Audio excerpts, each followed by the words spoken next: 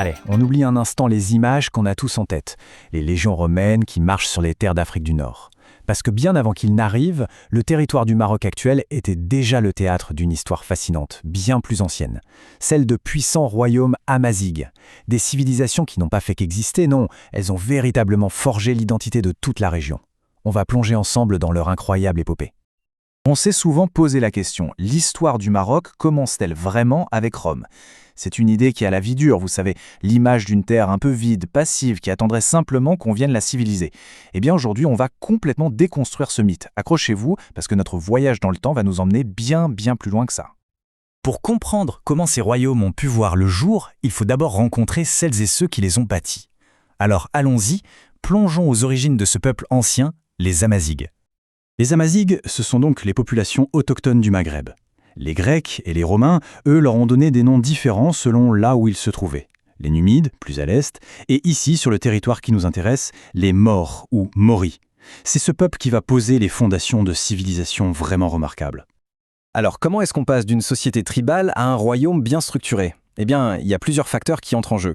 D'abord, un contact absolument décisif avec les commerçants phéniciens, dès le XIIe siècle avant notre ère. Ça agit comme un véritable catalyseur. Ensuite, il faut une économie solide, basée sur l'agriculture, qui va fournir les bases.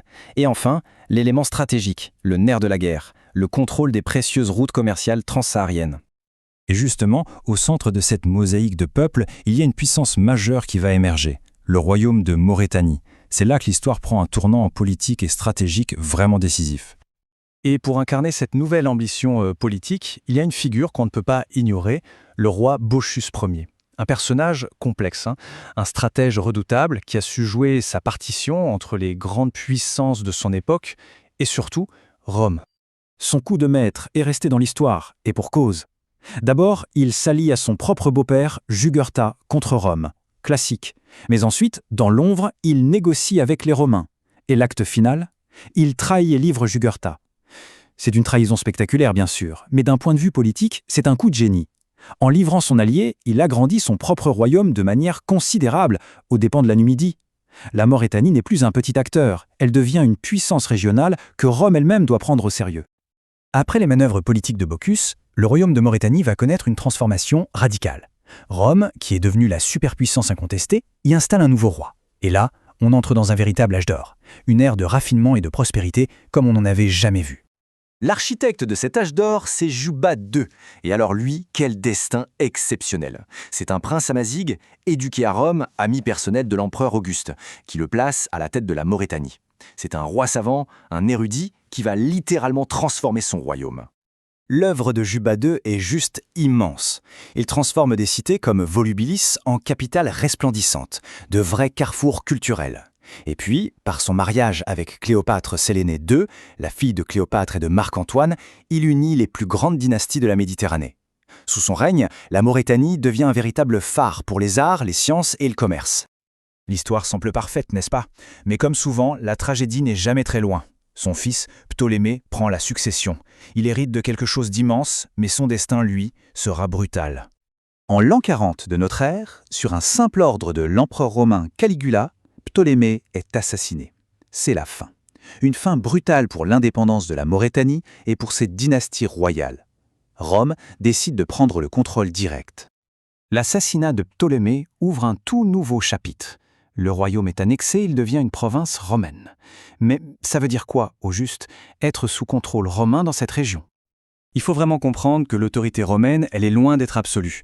Rome contrôle fermement les villes sur la côte et la frontière fortifiée, ce qu'on appelle le limès, mais derrière cette ligne, dans les montagnes de l'Atlas et plus au sud, la réalité est complètement différente.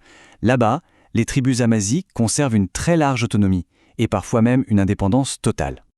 Et cette autonomie, elle va se révéler absolument déterminante.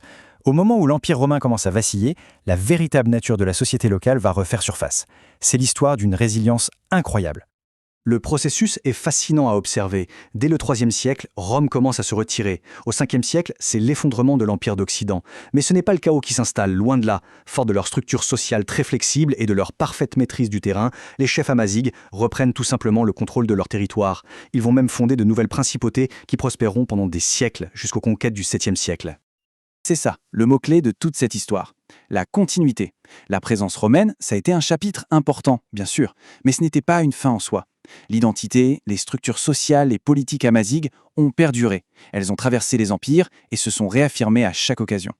Alors, revenons à notre question de départ. Est-ce que l'histoire du Maroc a vraiment commencé avec Rome? Après ce voyage, de la ruse de Bocchus à la splendeur de Juba II, je crois que la réponse est évidente. Rome n'a été qu'un chapitre dans une épopée beaucoup plus vaste. Une histoire dont les véritables auteurs, depuis des millénaires, sont les Amazighs et Nem.